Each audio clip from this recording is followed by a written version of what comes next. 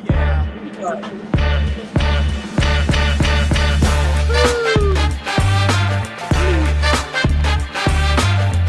Great, Anson. Here you come. There you go.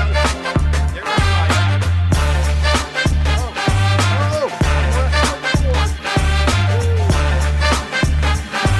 Here we go. Good morning, Timothy.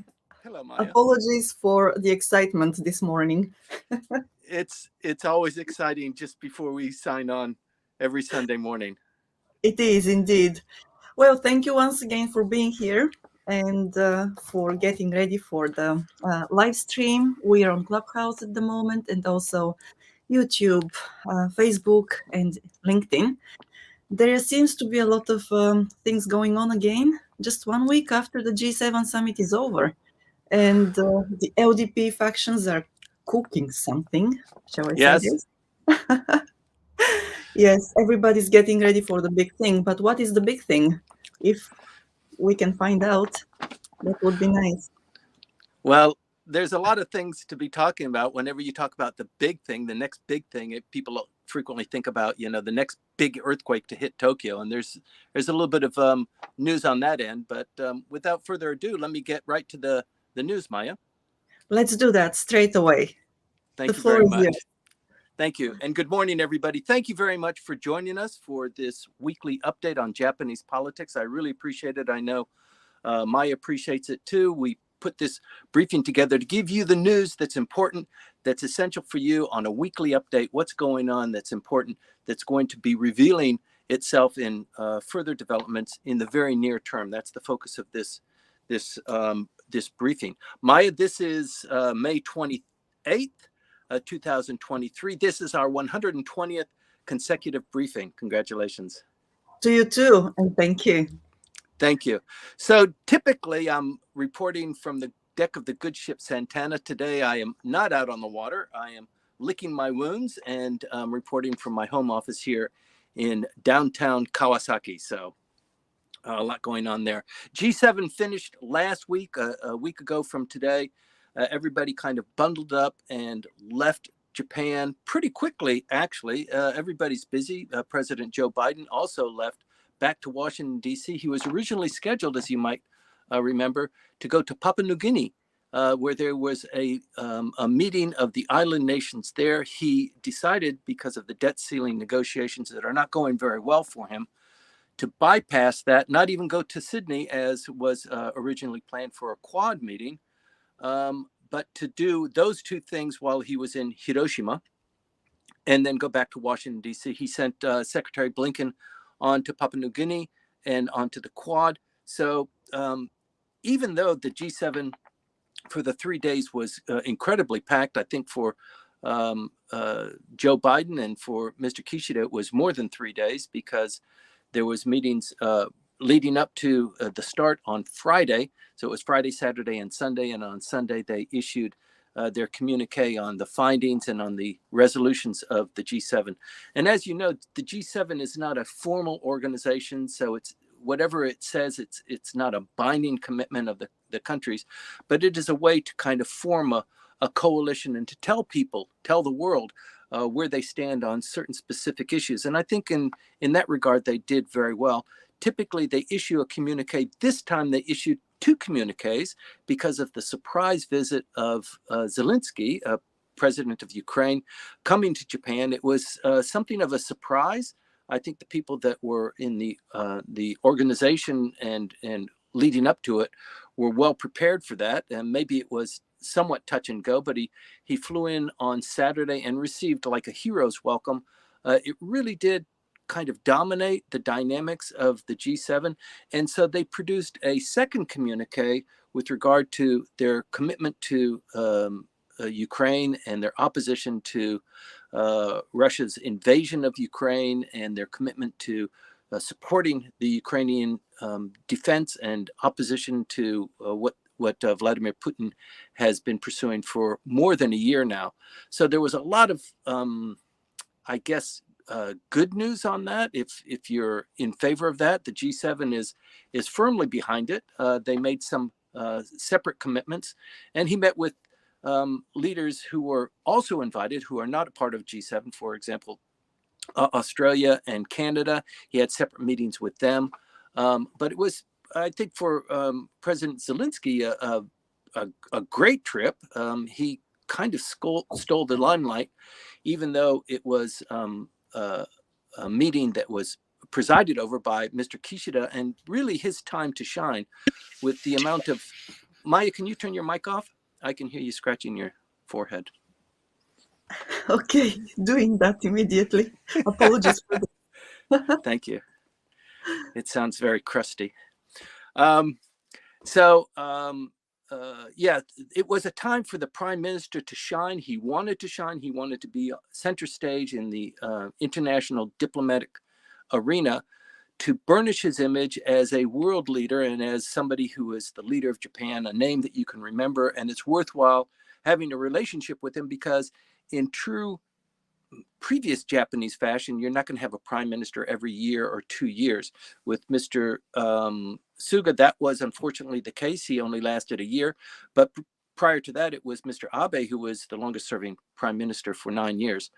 So Mr. Kishida wants to repeat that. And so we constantly talk about his ability or his intention to hold a snap election. So we'll get into that a little bit better later in the briefing, but I just want to hit the high points there.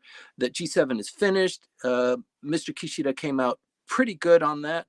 I think other G7 leaders as a whole, it burnished their image. They slapped each other on the back. They gave each other, hugs, but I mean, in terms of actually doing something other than issuing joint communiques about how they feel and what they're going to do, it was mostly just a photo op, but I think more analysis will come out of that in the coming weeks.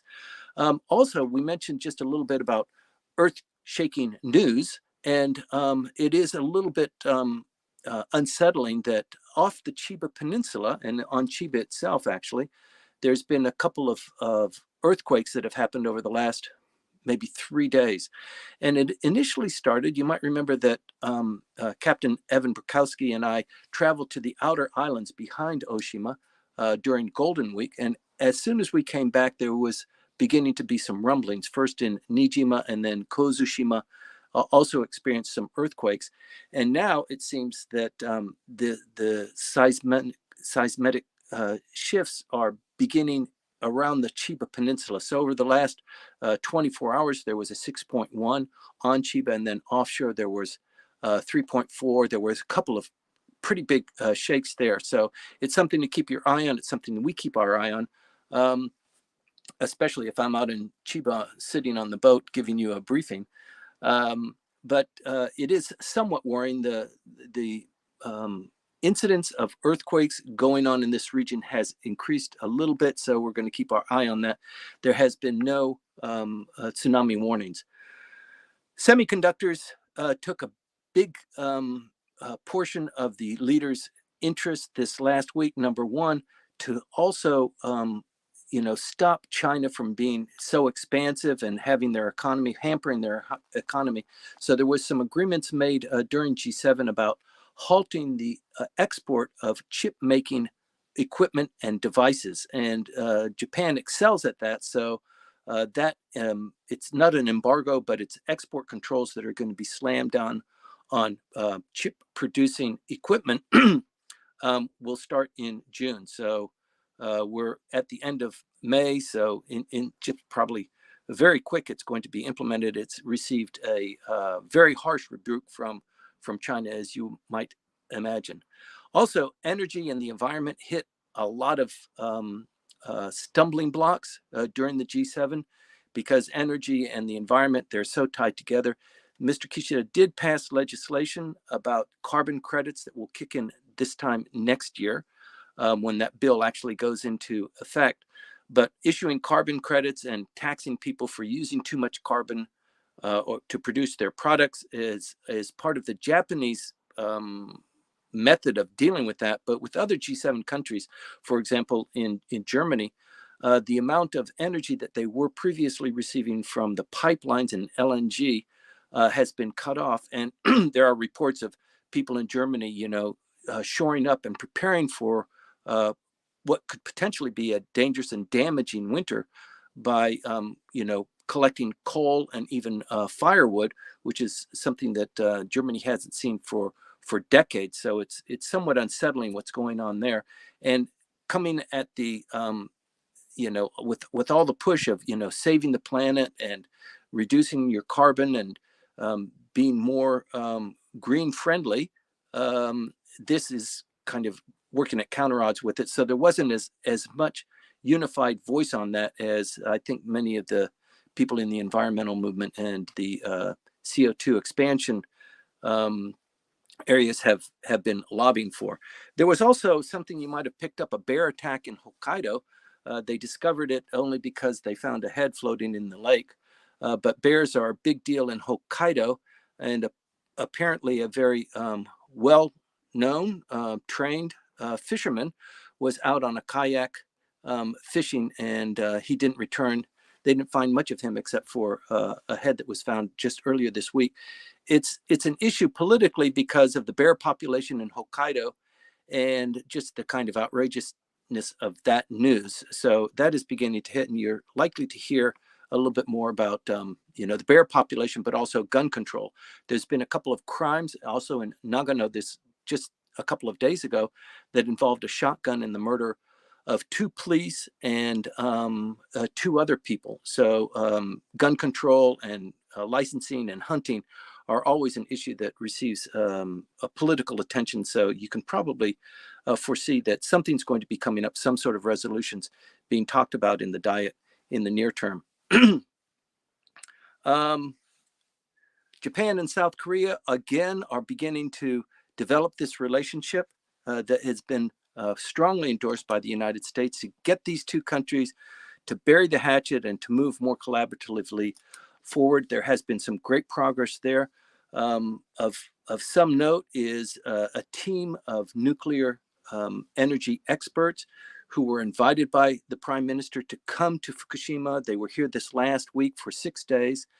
They viewed the disabled reactor. They took tests. They looked at the valves. They discussed with TEPCO and the Japanese government about the release of these waters into the Pacific Ocean, which is scheduled to begin in June and July. So there's a lot of tension. There's a lot of curiosity and opposition to that, but it is going to happen one way or the other. And people are just, to include the Korean as a Korean nuclear energy agency, not as a watchdog, but as a observer in that and including them. It is going to generate opposition, but it is a kind of a peace branch that is being extended. Also, the visit of Japanese military or naval warships to Korea is now beginning to take hold. So the sharing of information, particularly with regard to telemetry of the rockets that are being fired by North Korea, being shared by South Korea and by Japan with the United States as a kind of arbiter of that information is moving forward. The visit of these Japanese maritime vessels, the kind of big deal about that is that the Japanese maritime forces fly under the flag of the radiant rising sun. And that flag, it is the symbol of the Japanese maritime forces. There's a lot of pride, there's a lot of history in that, but it is the same flag that was that the Japanese flew during the colonial period. So it is somewhat irksome, but apparently they received an agreement on that, and we're going to brush it over. And also the payments for the victims of colonization that was negotiated between Japan and South Korea at the behest of the Americans to really kind of deal with this issue. It really created a lot of problems in forming a better relationship between the 2 countries, because there's a large component of the South Korean population who still wants to punish Japan, who still insists that Japan apologize and make remittances for the damage that was done during the colonial period. So that issue seems to be being taken care of, and so it is producing a lot of other good things. When President Yoon was in Japan for the G7, Mr. Kishida took time out of his schedule on a Saturday, very busy Saturday for him, to go visit the memorial in Kyoto, in Hiroshima, for the victims, the South Korean victims. And actually, at that point in time, it was South Korean and North Korean. It was just Korea at that point. The laborers and the people who were part of the war effort in Hiroshima who had also died, and there was a big component of them. They visited the memorial there, and that really apparently was well received. And so there are some great things going forward. Korea is also launching navigation and satellites into geocentric orbit over South Korea at the same time that North Korea is doing the same thing for um, basically spying on, observing, the movement of military forces, naval forces around their area, and also to study the trajectory of the missiles that they're firing. They're improving that. So I think what we were worried about in the anticipation of G7 that was that North Korea would probably test one of their nuclear devices. Have been working on that. People are holding their breath, wondering when that's going to happen. That did not happen, and fortunately, they didn't fire any rockets during the time when everybody was gathered here. But they are pushing on the satellite issue at the same time that the South Koreans are too. So there seems to be a little bit of a race going on there. So it's a development that we'll continue to watch and we'll report to you as there's things going on. If you're watching, LDP politics, there's a bit of a rift between Komeito and the LDP on the distribution of seats should there be an election for the lower house. So people are beginning to anticipate a snap election. It's not going to happen this week or next week, but it is going to happen, most people say, before this diet session ends on June 21st. So that's not very far away. And if the prime minister is going to call for an election, it will be the first time that the district reappointments, the gerrymandering that was insisted upon by the Japanese Supreme Court, where 10 seats throughout the rural areas were reduced, and those 10 seats were reappointed to the major population areas. And the Supreme Court insisted that the Japanese government do that because there's a vote disparity between people who live in the city with as opposed to people who are living in rural communities. So the LDP has traditionally been very strong in the rural areas, and they've gotten lots of votes there, and it has been kind of the bulwark of why they are the leading party in Japanese politics, and their support of the rural areas and the farming lobby as well. And so the number of people who are leaving those areas, it actually meant that the votes that were cast in the rural areas were more than 2 times greater. The power of that vote held 2 times the sway as the people who are living in the bigger cities. So they did this reappointment of seats, not to everybody's satisfaction, but at least it came to around 2. The rural votes are still almost 2 times the power of the city votes, the urban votes. But the Supreme Court said it needs to be below that or around that. So at least they've maybe kicked the ball down the path for another review of that. But 10 seats will be reappointed, 5 of them in Tokyo. And the fight between the Komeito and the LDP right now is the Komeito wants the seat in the 28th district, and the LDP is running maybe a candidate in that district, but certainly in the adjoining district 29. And Komeito says, look, we are a coalition partner with you.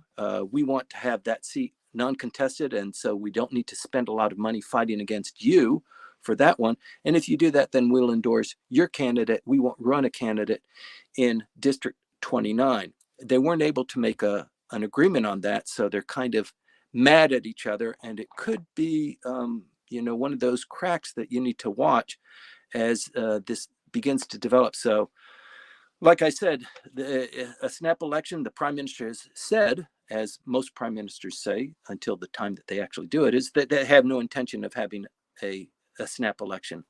But as we get closer to the inevitability of having that, um, these kinds of fights, and it's not just with the LDP and Komeito, it's also with the Constitutional Democratic Party and with Ishin coming up strong. So there's a lot going on politically in the internal dynamics of how they run their individual parties. Within the Constitutional Democratic Party, Renho, who is a powerful member of that party, is criticizing the leader, Kenta Izumi, for being, less forceful in guiding that political party to victory. They didn't do so well in this last municipal election, and so there's some friction going on there. Let me see about this child care funding. So you remember that the prime minister said at an unprecedented level, this the lack of Japanese having children and repopulating the country is so alarming to me. I'm so dedicated to it. I'm going to employ an unprecedented level of attention to this. We're going to fix it. We're going to address this issue. He did say that about 4 weeks ago, 5 weeks ago. People criticized him for, once again, speaking expansively without too many details. And since that time, people have been wondering, how is this going to be paid for? Initially, the trial balloon was floated that there would be additional taxes to pay for that because it is unprecedented. So it really needs something more to juice it. And just this last week, he said, I'm not going to be raising taxes, so don't worry about that. It's not going to come out of taxes. He made statements about how the funds would be coming out, another pronouncement about belt tightening and maybe issuing bonds. So that resounds to some people, but it scares other people with the amount of debt that the Japanese government is already holding. But many people are criticizing the prime minister once again for, trying to appease people without providing much of the details. And that time has kind of passed us now. With G7 gone, we've got another month or so left in this diet session. Then they will break and they will reconvene perhaps in October. But there's a long time there. They might have an additional session, hold a snap election before this House closes down, and then hold an extraordinary session, have a cabinet reshuffle, for example, and then take a recess and then start again in September or October. So much is waiting to be seen there, and we'll be developing those. But the child care issue is a big issue. It is being recognized as a central issue. Japanese corporates are also expressing concern and alarm at the inability of Japan to repopulate and to have that. I think they're also to blame. They can't look at the government and say, the reason why people aren't having children, it's your fault, when I think most of the blame can be put on the corporates, especially the large corporations. But addressing that issue is a it's going to take time. The number of graduates, 98% of the graduates in this last session, so people typically graduate in Japan from the universities in April, and 98% of them have gotten jobs. So that's one of the highest immediately getting jobs that has happened over the last couple of years. Of course, we had COVID, so that stands to reason. But with regard to finding people and employing them and keeping this economic engine going, it does require that there are people to fill those staff roles and to keep the economy going. My number, you might remember, is that kind of a social security scheme by the Japanese government to integrate their relationship with the central government and with the municipal government on receiving payments from the government for social security benefits or retirement benefits, or payments because you've decided to have your third child. And also bank records are stored there. As you know, in Japan, a signature doesn't typically hold legal value. It's usually the hunko that has the stamp, the what do you call that? The hunko that carries the legitimacy of one's signature. And in order to certify that, you need a certificate of authenticity for your hunko.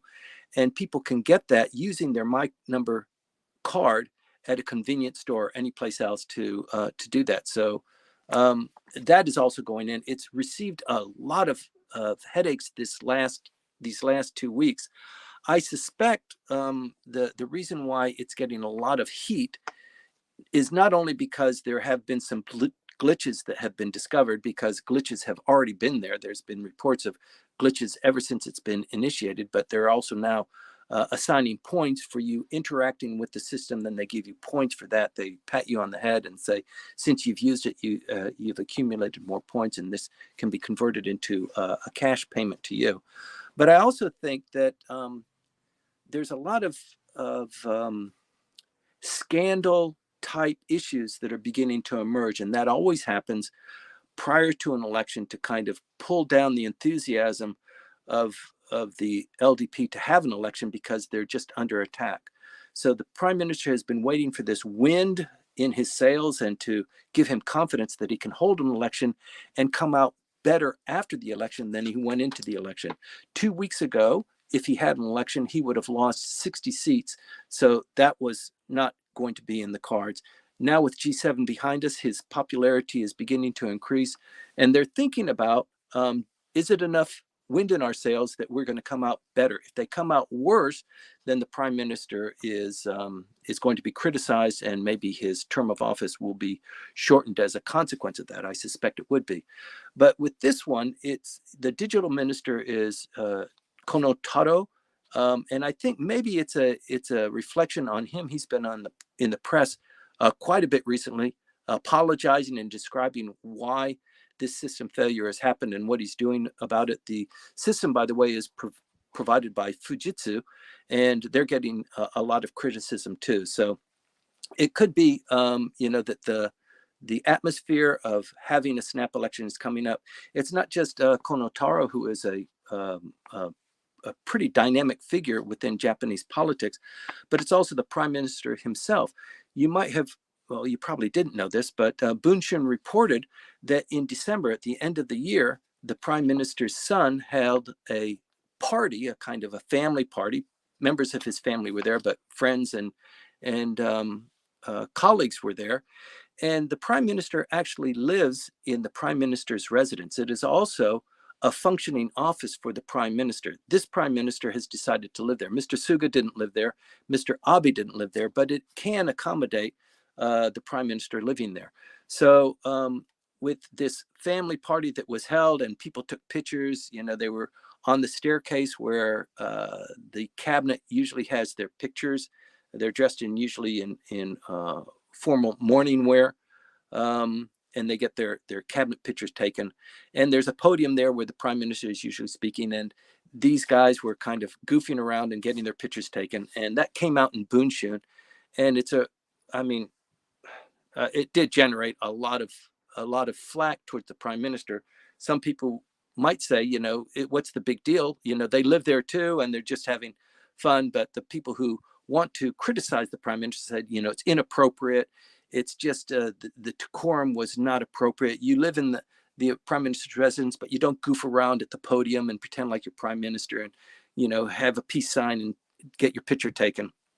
It's just not the right thing. And the prime minister's son has received criticism kind of like this in the past. It's interesting that it's coming up now, but it's one of those indicia that you look at that tell you, this could have come at any other time. This party was in December. It was an end of the year party. The prime minister was busy, but he did show up. He greeted the people there, and then he went on to do some of his official duties, but it was towards the end of the year. So it's just one of those things, if you're following Japanese politics, that's kind of curious and interesting.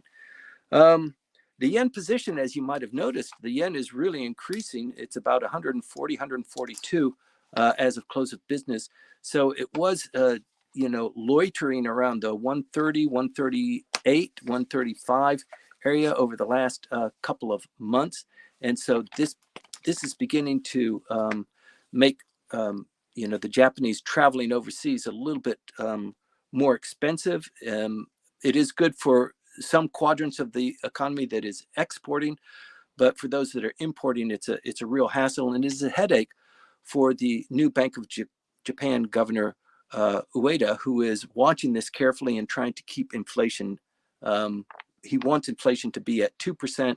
It is flaming at 3.8%, especially when you throw in consumer goods and the cost of fuel that is being artificially kept down by the Japanese government paying subsidies for that. But as we discussed in this briefing last week, there are the Japanese energy companies, TEPCO, Kyushu Denroku, these companies that have exclusive markets in various districts of Japan, have applied for and received authorization to raise their prices between 15 and 48%, and that will kick in June and July. So those prices are going to go up 42%. Can you imagine that? It's not going to be in Tokyo. TEPCO did not make that outrageous. Actually, TEPCO's request for price increases was the lowest of the 8 energy companies that did request and were given approval to raise their prices. But if you're living in a rural district and your energy prices, your air conditioning prices are going up, almost 50%, that's pretty alarming, and it is having an impact on the economy here. So that, combined with the declining birth rate, the inability of the prime minister to pay for it by increasing taxes or any suggestion of that, tells you that if he's going to call an election, he better do it sooner rather than later, because it does appear that bad news is approaching Japan. There's basically a global recession that's going on now. Japan has not fully embraced that. Actually, their economy is doing well. The Nikkei had an outrageously strong quarter this last month. So some things are going well. The foreigners are coming in. G7 was here. There's a lot of money being spent. But there will be a little bit of a hangover that we can anticipate over the next couple of months. The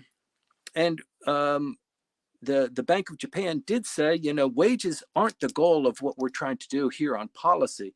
It is trying to maintain inflation at a reasonable rate. So wages are kind of maybe a secondary or a tertiary position, is what the Bank of Japan governor is saying.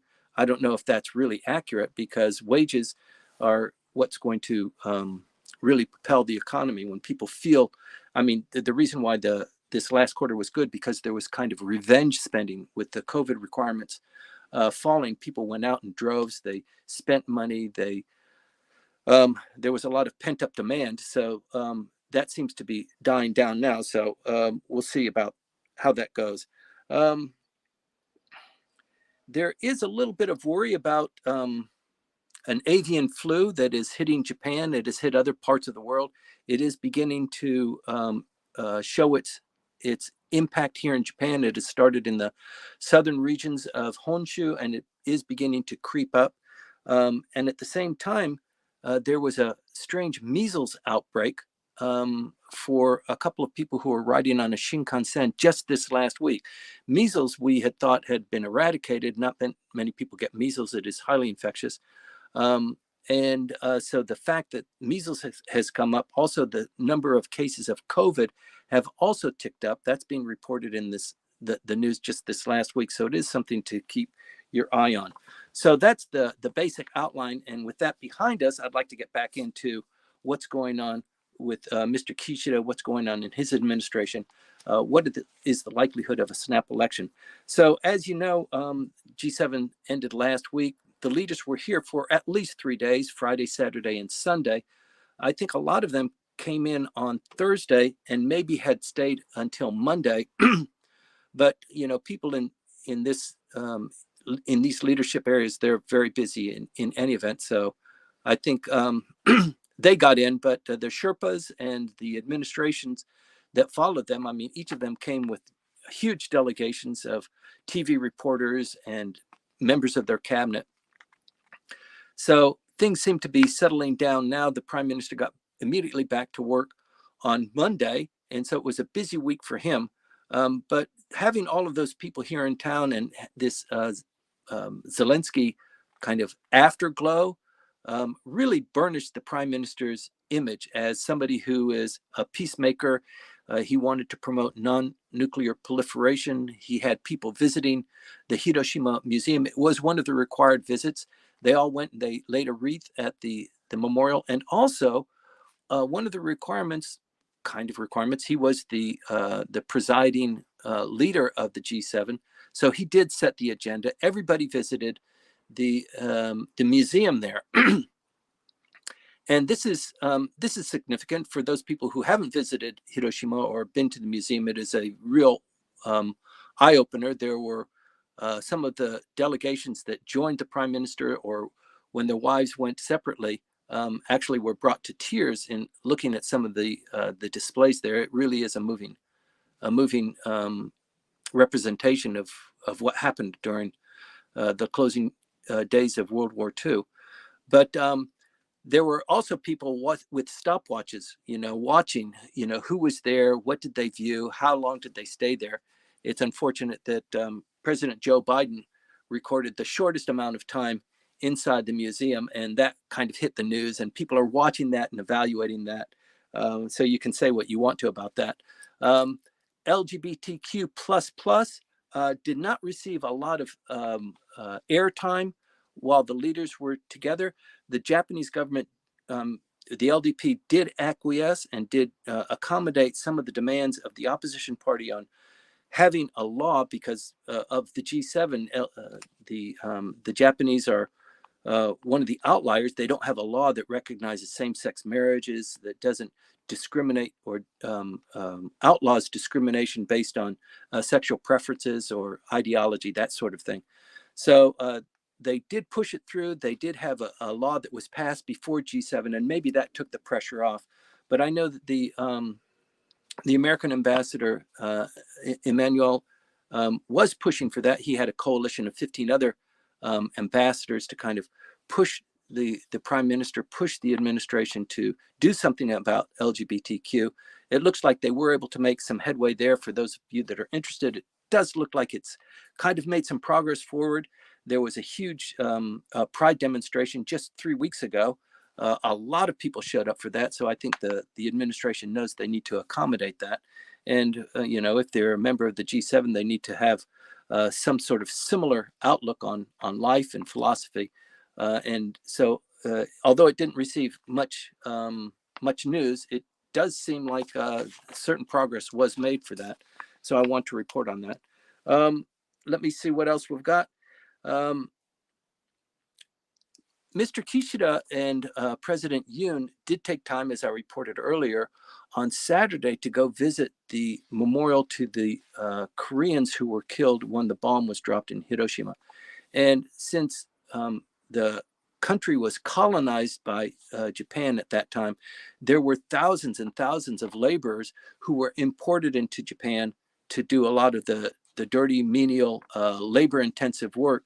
And many of those, actually, after the end of the war, have stayed here. And there's a huge population of Koreans who are ethnically Korean, but they live in Japan. They've been here to Japan. They were brought here either voluntarily or forcefully, and they've remained here. Many of them repatriated back, but many of them have stayed here.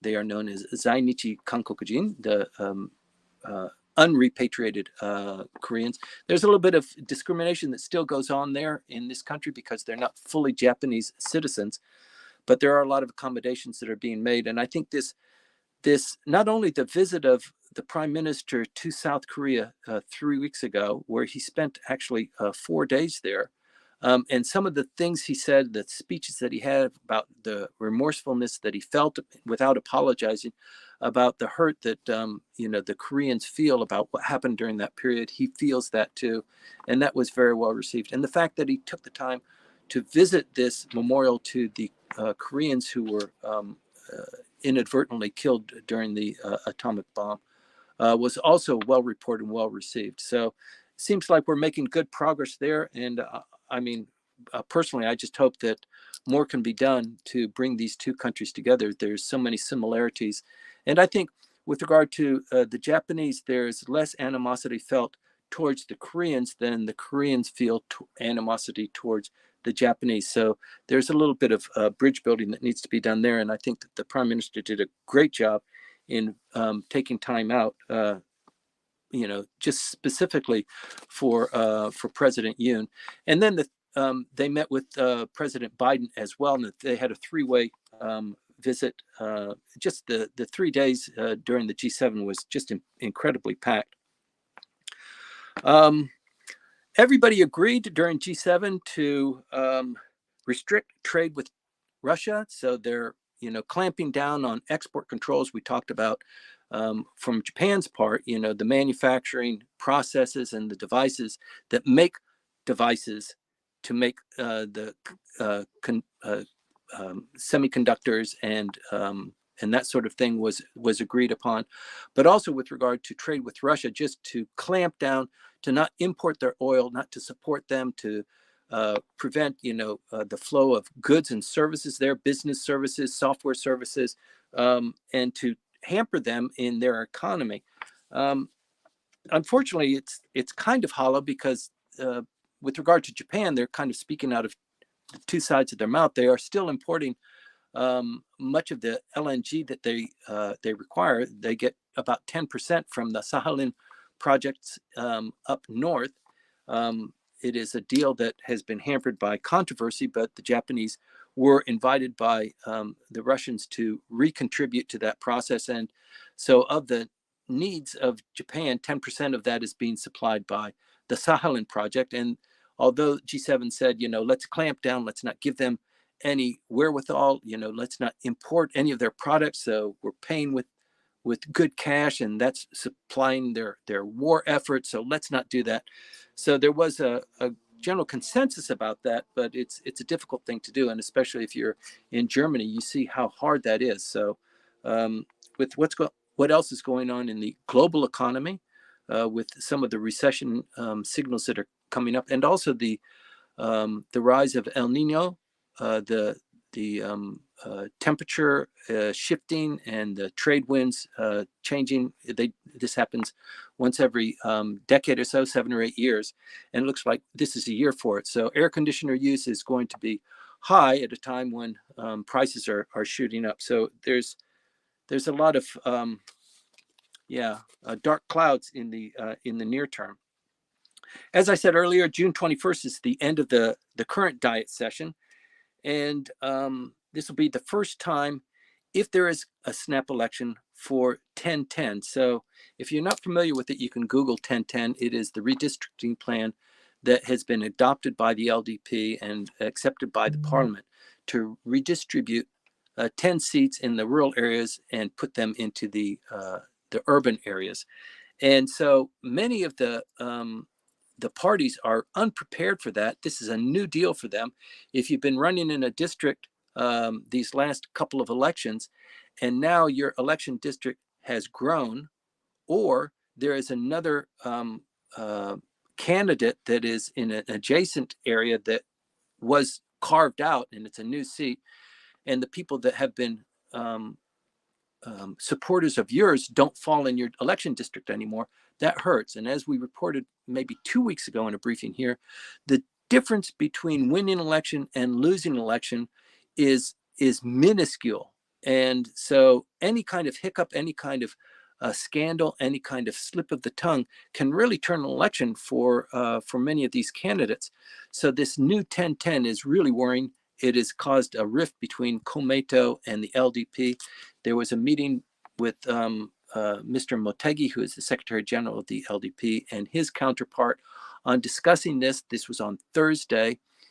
It was widely reported because it's a coalition partnership between the LDP and Komeito. And even though the LDP holds 626 seats of the 465 seats in the lower house, their coalition partner Komeito holds 32. So the LDP holds 262, their coalition partner holds 32. But with that, that means that they hold a comfortable majority in both houses, and even they hold 2/3 in the upper house. So the real deal is what's going on in the lower house. The LDP, in order to, for example, revise the Constitution, needs 2/3 in both houses. It is lacking that in the lower house, and Komeito is a contributor to having something like a, well, they have a majority, but getting a supermajority is going to be much more difficult. Ishin is coming up, Komeito is going down, so it's kind of I don't know, an easy fight for the LDP to have, because Komeito is not really in their eyes pulling its weight. It is helping them win elections in certain districts, and you might have noticed, for example, in Chiba, where the LDP did win, there were 7 candidates there. And if those 7 candidates had gotten their act together, or the 6 other candidates had gotten their act together, even 2 or 3 of them joining forces and identifying one candidate, they would have won. They would have beat the LDP. So this idea of coalescing, even though you don't like each other, you hold your nose for the election, so the LDP just doesn't win. You might concede it to one of your opposition party candidates, but you pick it up someplace else. So that's the horse trading that goes on. Ishin and Komeito has the similar agreement in Osaka. Komeito did support Ishin in several elections in Osaka, and Osaka did great. I'm sorry, Ishin did great. It won all of the municipal. It won a majority of the municipal seats in Osaka. It won the governor's seat and the mayor's seat, and it did that with the help of Komeito. And the promise there is, we supported you, and when the next election comes for the lower house, you're going to support us. And I don't know. There have been some noises from Ishin saying that, I don't know, we want to be the #1 opposition party, and if we support you as we promised we would, it's going to diminish us. So there might be a little bit of backstabbing going on there. So Komeito is a little bit back on its heels. It wants a little bit more love from the LDP, and the LDP is something that it probably is on a decline and maybe not worthy. So there's a lot going on there. The person who is in charge of that is Hagiura Koichi, who is the LDP policy chief. He is one of the candidates that is identified as a potential leader for the Abe faction. So there are 4 candidates within the LDP, within the Abe faction, who are prominent, who could probably lead that. We're waiting every day for the Abe faction to get their act together and to select a leader. But I think among the 4 people who are candidates for that leadership know that whoever is going to be the leader of the largest faction within the LDP, when there is a snap election, when there is a change of the guard, he will be the #1 candidate to be prime minister. So, the longer they wait, the more fractious the Abe faction looks. But with the 100 members there, I mean, it's twice as large as its next biggest competitor, the Aso faction. So Mr. Hagiura is very worried about this Komeito rift, because it kind of is his responsibility to keep that going. The LDP and Komeito had a strong relationship under Mr. Abe and under Mr. Suga, but in the Kishida administration, they don't have the relationships. They don't have the long-standing, just the network that binds somebody together that is so required in that kind of a coalition. When you've got 262 seats with your coalition partner who has 32, who's wearing the prettiest dress is probably the person you're going to ask to the party. So there's a lot going on there. Ishin won 67 of the 70 contested seats in this last municipal election in Tokyo, whereas, and they did 3 times better. They ended up 3 times better than when they started before that, where the LDP, by contrast, ran 19, but only got 12 wins in the same Tokyo district. So Ishin is coming up really quickly. The LDP is kind of limping along, and Komeito is going down. So That's why you see these attacks on the prime minister's credibility, the My Number, his son partying at the prime minister's residence almost 6 months ago. This is now in the press. You'll be seeing other things coming up. For example, this criticism of the prime minister's statement that I'm not going to raise taxes to pay for my unprecedented action on raising the birth rate.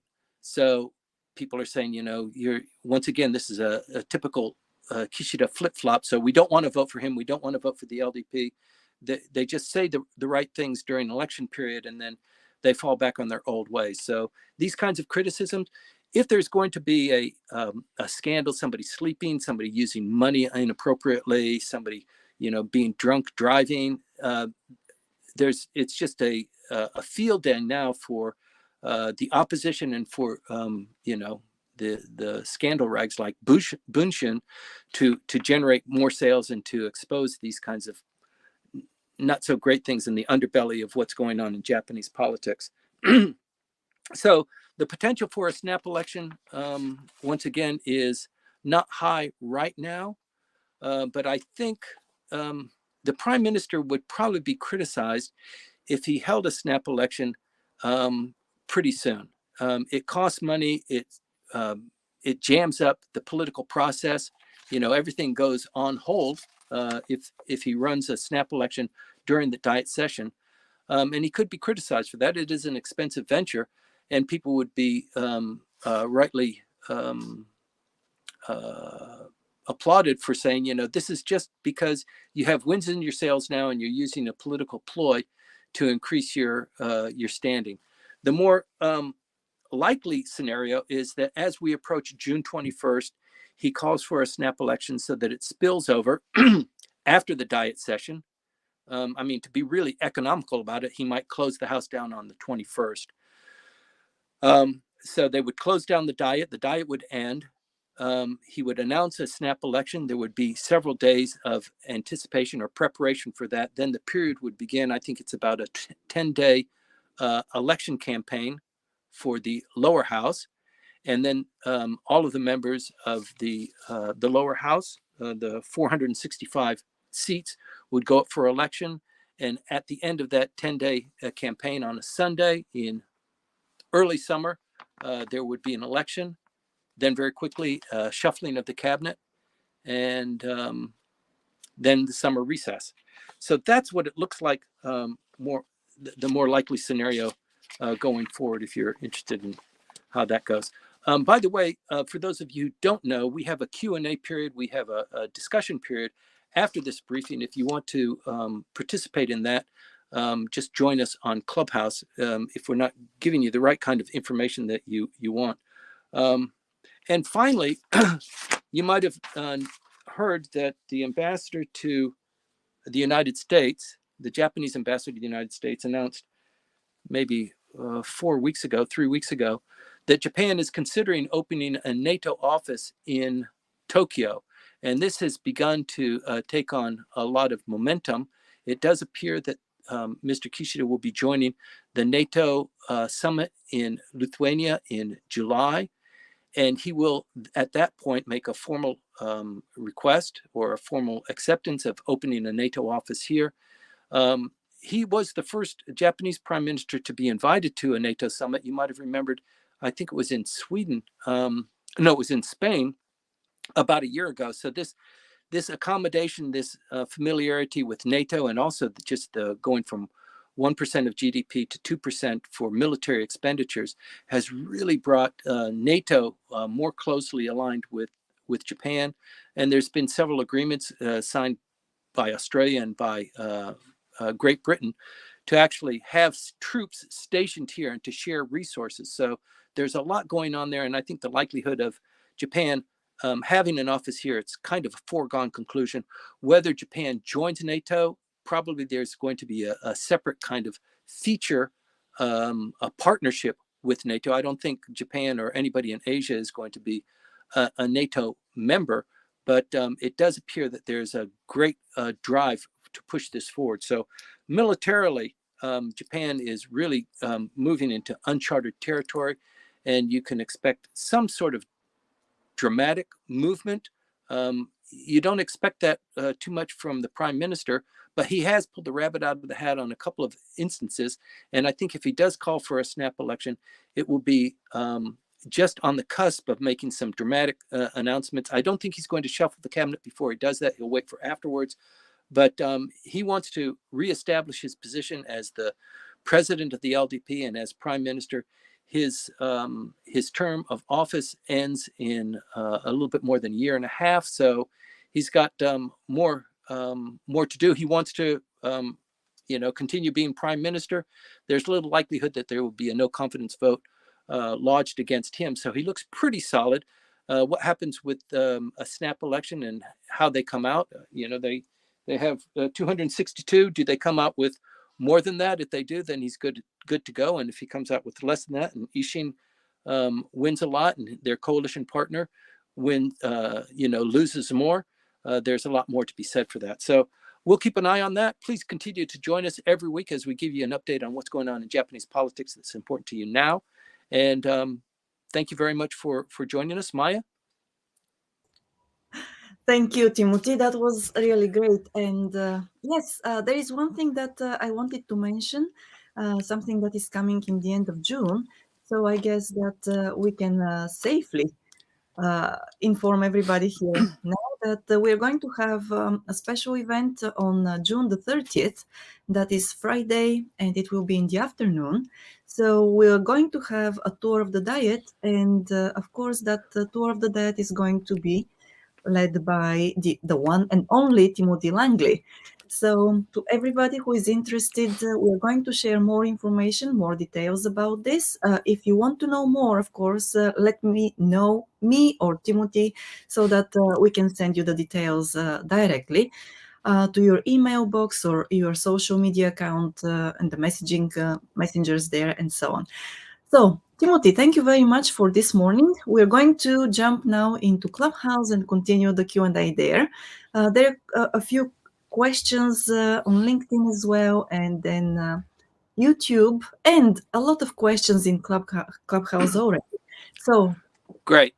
Yeah. And by the way, for those of you who are listening on LinkedIn, our numbers continue to grow there. I'm really very glad that the numbers, apparently it just takes time for the word to spread out, but the number of viewers on LinkedIn has really begun to grow.